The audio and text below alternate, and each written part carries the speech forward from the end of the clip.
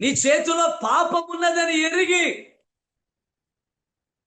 చేతిలో నొప్పి ఉందని అలాగే పట్టుకుంటాం, విసిరేస్తామండి, విసిరేస్తాం. చేతిలో అపాయకరమైనది ఏదైనా ఉంది, విసిరేస్తామా? పట్టుకుంటామండి, విసిరేస్తాం. ఎక్కడో నిలుచున్నాం, మీద బల్లి పడింది, దగ్గరికి తీసుకుని కౌగిలించుకుంటామా? ఎక్కడో నిలుచున్నాం, పైన పాము పడింది, తీసి భుజాన్ని వేసుకుంటామా? విసిరి పారేస్తామా? మనపై నిప్పు పడుతుంది, విసిరేస్తామా? అలాగే ఒళ్ళో ఉంచుకుంటామా? ఉంచుకోం కదండి. అలాగే పాపము కూడా నీ చేతిలో ఉన్నదని, దుర్మార్గము కూడా నీ గుడారములో ఉన్నదని నీవు ఎరిగి దానిని అలాగే ఉంచుకొని ఎడల నీ జీవితంలో ఏ విధమైన ఆశీర్వాదము కానీ, నీ జీవితంలో ఏ విధమైన అభివృద్ధి కానీ చూడలేవు. కానీ దానిని నీవు తీసివేయాల్సిన అవసరత ఉన్నదని పరిశుద్ధాత్మ దేవుడు నీతో మాట్లాడుతున్నాడు. దేవునికి మహిమ కలుగును గాక. రెండవదిగా ప్రియమైన వారలారా, ఒకటి, నీవు అభివృద్ధి చెందాలంటే నీ గుడారములో ఉన్న దుర్మార్గతను నీవు నీ గుడారమునకు దూరముగా తీసివేయాలి. రెండోది ఏం చేయాలంటే నీవు సర్వశక్తుని వైపునకు తిరగాలి. ఏం చేయాలా? దేవుని వైపునకు తిరగాలి.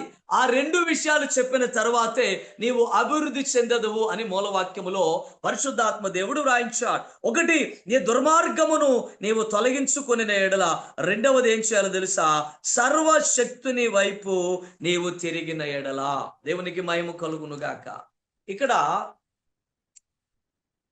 కొంతమంది ఏం చేస్తారంటే ప్రియమైన వారలారా, వాక్యాన్ని వింటున్నప్పుడు, వాక్యం చేత గద్దించబడుతున్నప్పుడు, చీ ఈ దుర్మార్గత నాకొద్దు, చీ పాప జీవితం నాకొద్దు, చీ ఈ దేవునికి విరోధమైన పరిస్థితులు నాకొద్దని అసహించుకుని అవన్నీ కూడా దూరం చేసేస్తారు, అవన్నీ కూడా తీసేస్తారు.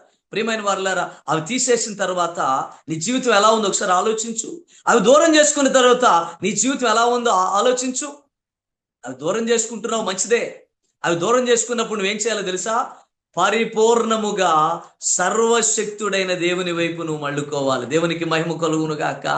కొంతమంది ఉద్రేకపూర్వకంగా నేను ఈ పాపం చేయకూడదు, ఆ పాపం చేయకూడదు, అయ్యో నా జీవితంలో దుర్మార్గం ఉంది, నా జీవితంలో ఏదైతుంది అని వారు ఎరిగి ఉండి దాన్ని తెలుసుకున్నప్పుడు అది తీసేసుకోవడానికి ప్రయత్నం చేస్తారు. కానీ అది తీసివేసుకున్నాక ఆ గ్యాప్ ఏదైతే ఉందో, ఆ యొక్క ఆ ఫ్రీనెస్ ఏదైతే ఉందో దానిని దైవ సంబంధమైన అనుభవాలతో ఫిల్ చేసుకునే విషయంలో చాలా మంది ఈరోజు ఫెయిల్ అయిపోతా ఉన్నారు.